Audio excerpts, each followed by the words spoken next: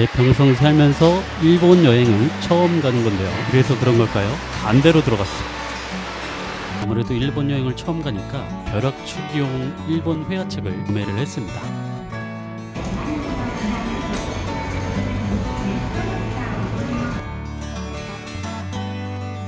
파트인 공연을 보니까 일본 여행이라는 게 시간이 가더라고요.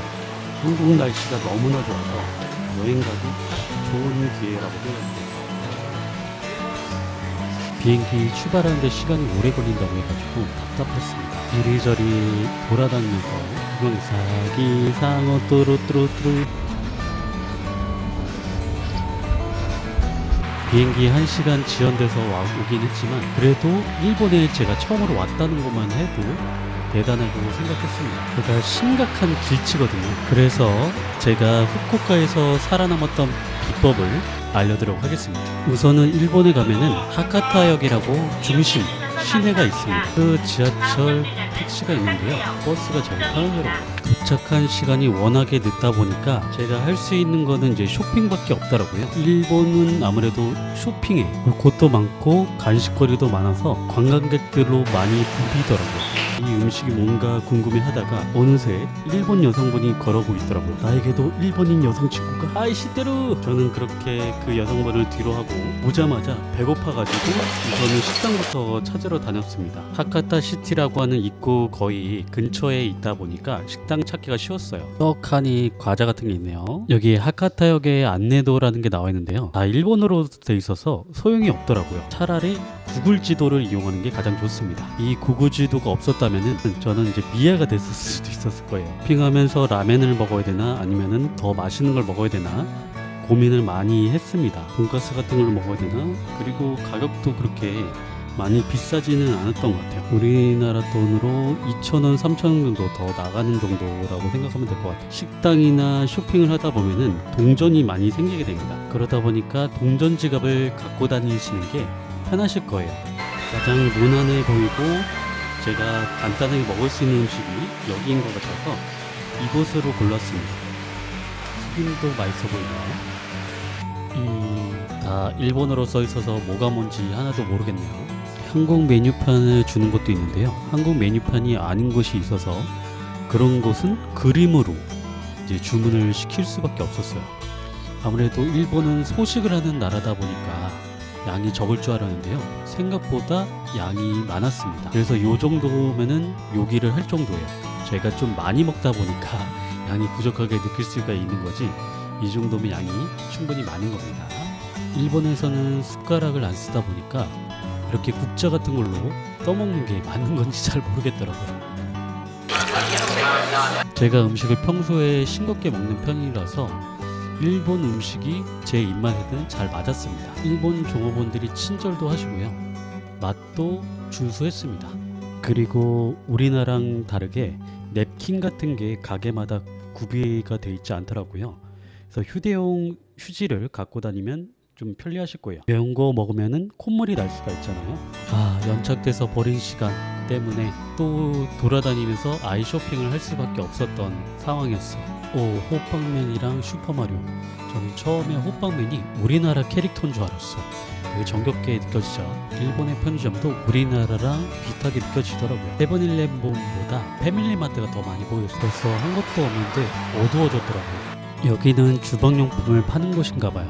여기는 다이소 같은 느낌을 많이 받았습니다. 문양이 알록달록한 게 뭔가 금붕어들이 밑에 깔려있는 듯한 느낌을 많이 받았어요. 모찌랑 비슷하게 생긴 빵인데요. 카스테라처럼 부드럽고 안에는 이제 스트로베리 맛이 나서 맛있었습니다. 우리나라에서 키티 말고도 인기 있는 캐릭터, 악마같이 생긴 캐릭터 인기가 많더라고요. 또 다른 이제 간식 코너로 왔습니다. 수북히 쌓여있는 이 간식은 뭘지 많이 궁금을 했는데요. 여행객들을 최대한 아껴서 써야 되기 때문에 함부로 돈을 쓸 수가 없는 상황이었는데요. 왜냐면 저는 맛있는 걸 먹으러 많이 다녀야 되기 때문에 스시집을 찾으러 가기 위해서 돈을 아낄 수밖에 없었습니다. 차 종류도 유명하잖아요. 일본 같은 경우는요. 이거를 선물용으로 살까 말까 고민을 많이 했었는데요. 나중에 안 산 걸 많이 후회했어요. 이만한 가격대에 이만한 간식거리가 잘 안 보이더라고요. 참새 모양을 한 간식거리도 있었고요. 선물용으로 이 제품을 구매를 했습니다. 먹어보니까요. 쫀득한 쿠키 맛이었어요. 돌아다니다 보니까요, 병으로 인테리어를 한 디자인이 눈에 확 띄더라고요. 오, 독창적이지 않나요? 일본에서 좋았던 거는요, 게임 같은 매장들이 밤 11시까지 늦게까지 연 가게들이 있더라고요. 제가 게임에 진심이다 보니까요, 집에 플스5에다가요 인 프로젝트가 있거든요. 망했지만 제가 게임 크리에이터 활동도 잠깐 했었거든요. 이 가챠 시스템에도 19세 이상만 뽑을 수 있는 가챠 시스템이 있나봐요. 옆에 꼬마아이가 있었는데요, 엄청 귀여웠어요. 그런 인형 같은 거 바로 루치한테 선물해주면 얼마나 좋을까라는 생각도 해봤어요. 오구 그래서 밖으로 나오기 시작했습니다. 여기는 커피숍도 운영하면서 자그만하게 바도 운영했던 가게였던 것 같아요. 늦은 저녁에 이렇게 촛불 하나만 있어도 뭔가 감성적인 느낌이 물씬 풍기더라고요. 아이고 첫 여행인데 여행이 망했다. 비가 와서 그런지 거기다가 나카스 포장마차도 보지를 못했어요. 패밀리 레스토랑 같은 건가 봐요. 와, 드디어 일본 고유의 느낌을 가진 곳을 발견했습니다. 여기는 스미오시 신사라는 곳인데요, 여기는 무려 1800년의 역사를 자랑하는 곳입니다. 원래 계획대로라면은 여기를 먼저 들린 다음에 텐진의 분수를 보고 유람선 같은 걸 타면서 구경도 하고 나카스 포장마차에서 가볍게 우동에 소주 한 잔 먹는 그림을 생각했는데, 첫 여행이다 보니까 계획대로 안 된다는 거는 잘 알고 있었는데, 아니 갈 때도 연착되고 올 때도 연착되면 어떡하자는 거예요. 비가 오다 보니까 스미오시 신사와 비슷한 이 곳을 지나가는데요, 은은하게 빛나는 조명 때문인지 운치가 있었습니다. 보조 배터리를 걷고 왔는데 설상가상 배터리까지 다 떨어졌더라고요. 여기는 텐진의 지하상가 거리. 밤 늦게까지 놀 생각이라면은 24시간 볼링장. 여기는 유명한 맛집인가 봐요. 늦게까지도 줄을 서 있더라고요. 길을 계속 지나다니는데 계속 닭 요리만 보이더라고요. 이게 90분에 맥주가 무제한이라고 하는 건지, 만약에 맥주가 무제한이면은 꽤 괜찮은 거거든요. 배가 불러서 다 못 먹을 수도 있지만요. 오, 영화 캐리비안 해적이 생각나는 간판이 보이네요. 아, 이거 스시 먹고 디저트로 먹으면 딱인데 아쉽네요.